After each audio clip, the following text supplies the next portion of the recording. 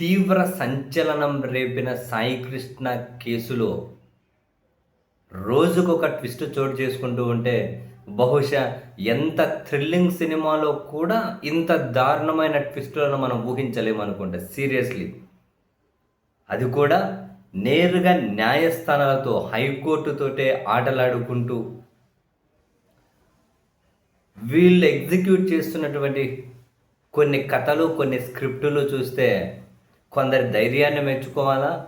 లేకపోతే కొన్ని వ్యవస్థల బలహీనత ఈ విధంగా ఉంది అని చెప్పి బాధపడాలో కూడా తెలియదు.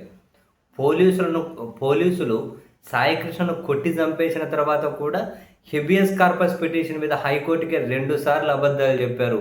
మా అదుపులో లేడు, మేము వెతుకుతున్నాం. మా అదుపులో లేడు, మేము వెతుకుతున్నాం అని. అక్కడి నుంచి మొదలు పెడితే ఇంక మధ్యలో జరిగిన పరిణామాలు చాలాసార్లు మాట్లాడుకున్నాం. తాజాగా కూడా ఈ నెల 14వ తేదీ ఏం జరిగింది? సాయికృష్ణ కేసులో సిబిఐ విచారణ వద్దు అని వాళ్ళ తల్లిగారు దాఖలు చేసిన అనుబంధ పిటిషన్ని వెనక్కి తీసుకుంటాను అని ఆమె మరొక పిటిషన్ వేసిందని, దీన్ని విచారించినటువంటి న్యాయమూర్తి ఎందుకు వెనక్కి తీసుకుంటున్నారో సమాధానం చెప్పండి అని ఆమె నోటీసులు ఇచ్చి 4 వారాలు విచారణ వాయిదా వేసింది అని చెప్పి చూసాం కదా. ఆ మేరకు మనం కూడా మాట్లాడుకున్నాం కదా. కానీ లేటెస్ట్ ట్విస్ట్ ఏంటంటే, ఆ సిబిఐ పిటిషన్ విత్డ్రా చేసుకుంటాను అనే అనుబంధ పిటిషన్ అసలు వీళ్ళ తల్లిగారు వేయలేదట. ఆమెకు కూడా తెలియదట. మరి ఎవరేశారంట? వాళ్ళ తల్లి సంతకమే ఈ న్యాయవాదే పెట్టి, పేరు కోగంటి రిత్విక అట. కోగంటి రిత్విక. ఈ న్యాయవాదే వాళ్ళ సాయికృష్ణ వాళ్ళ తల్లిగారి సంతకం తీసుకొని ఈ సిబిఐ పిటిషన్ వెనక్కి తీసుకుంటామని హైకోర్టులో అనుబంధ పిటిషన్ వేశారట. ఈ విషయం ఎవరు చెప్పారు? ఇంతకుముందు ఈ కేసు విచారణ చేస్తుంది రిత్విక అనే న్యాయవాదేనట. ఇప్పుడు ఆమె ప్లేస్లో ఇంకెవరో వాసుదేవుడు అని ఇంకో న్యాయవాది వచ్చారట. ఆయన హైకోర్టుకి వివరాలు చెబుతూ ఉన్నారు. మాకు తెలియనేది లేదు, మా క్లయింట్కి తెలియనేది లేదు సిబిఐ పిటిషన్ విత్డ్రా చేసుకుంటున్నట్లు. కోగంటి రిత్విక అనే న్యాయవాది పనిచేసింది. ఆమె ప్లేస్లో నన్ను నియమించారు వకాలత్తుగా. సో నన్ను నియమించిన తర్వాత రిత్విక అనే న్యాయవాది ఎన్ఓసి ఇవ్వలేదు ఎన్నిసార్లు అడిగినా కూడా.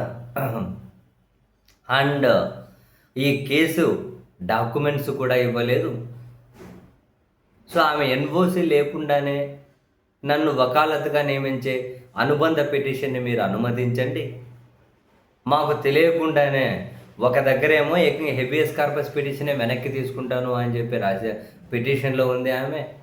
మరో దగ్గరేమో దానికి అనుబంధ పిటిషన్ సిబిఐ విచారణ గుర్తు వేసిన పిటిషన్ వెనక్కి తీసుకుంటాను ఉంది రాశారు.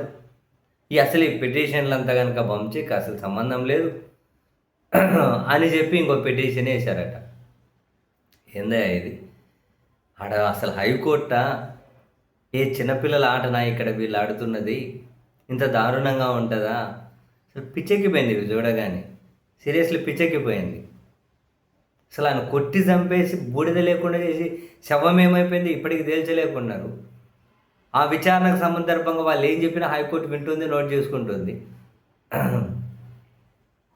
ఇప్పుడేమో అసలు హైకోర్టులో విచారణలో ఉన్న పిటిషన్లు ఇంకొకరికి తెలియకుండా, సాయికృష్ణ తల్లికి తెలియకుండా విత్డ్రా చేసుకుంటామని చెప్పి న్యాయవాది పిటిషన్ వేశారా? అసలు ఎవరిది తప్పు, ఏది కరెక్టు? మరి ఇదే విషయం మీద నేను న్యాయవాది వాదన వినాలి. ఇది చాలా తీవ్రమైన పిటిషన్. ఈ సంగతి అంత ఈజీగా మేము వదిలిపెట్టాం. ఫస్ట్ మేము ఆ న్యాయవాది కోగంటి రిత్విక వాదనలు వింటాం. ఆ తర్వాత దీని సంగతి తేలుస్తామని గురువారానికి అంటే ఈ రోజుకు మళ్ళీ వాయిదా వేశారట. మరి ఆ రిత్విక అనే న్యాయవాది ఏం చెబుతుందో కోర్టుకు చూడాలి. ఏందయా స్వామి సీరియస్లీ.